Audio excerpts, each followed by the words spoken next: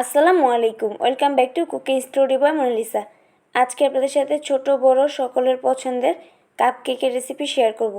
আজকের এই ভ্যানিলা কাপকেকের রেসিপিটা ইনশাআল্লাহ আপনাদের ভালো লাগবে। রেসিপি ভালো লেগে থাকলে প্লিজ একটি লাইক দিয়ে দেবেন এবং চ্যানেলটি সাবস্ক্রাইব করে পাশে থাকা বেল আইকনটি প্রেস করে দেবেন। প্রথমে আমি কাপকেকের জন্য এখানে 2টা ডিম নিয়ে নিচ্ছি। ডিমটা অবশ্যই নর্মাল টেম্পারেচারে থাকতে হবে। ফ্রিজে থাকলে 1 ঘন্টা আগে ফ্রিজ থেকে বের করে রাখবেন। এবার দিয়ে দিচ্ছি হাফ কাপ চিনি, দিয়ে দিচ্ছি 1 চিমটির মতো লবণ। এবার চিনিটা গলে আসা পর্যন্ত ডিমটা খুব ভালো করে বিট করে নিব। চিনিটা গলে গেলে এবার দিয়ে দিচ্ছি 1/4 কাপ রান্নার তেল। এবার দিয়ে দিচ্ছি 1 চামচ ভ্যানিলা এসেন্স, দিয়ে দিচ্ছি 1 টুকরা লেবুর রস। এবার সব কিছু একসাথে খুব ভালো করে হ্যান্ড উইস্কের সাহায্যে মিশিয়ে নিচ্ছি।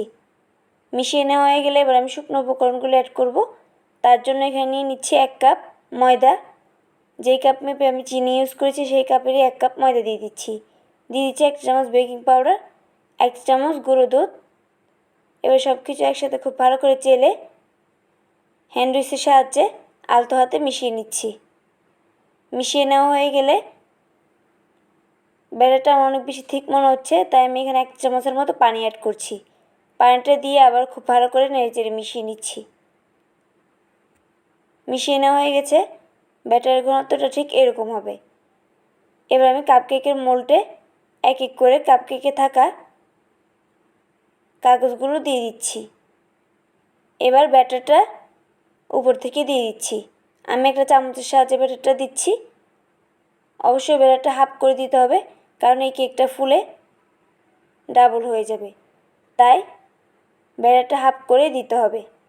এবার আমি 180 ডিগ্রি সেলসিয়াস তাপমাত্রায় 10 মিনিট প্রি হিট করে রাখা ওভেনে 25 মিনিটের মতো বেক করে নিব। 25 মিনিট পর কেকটা হয়ে গেছে। কাপকেকটা বানাতে খুব বেশি সময় লাগে না, তবে আপনাদের ওভেনের তাপমাত্রার উপর নির্ভর করে সময় কম বেশি লাগতে পারে। ব্যাস, খুব সহজেই তৈরি হয়ে গেল ভ্যানিলা কাপকেক।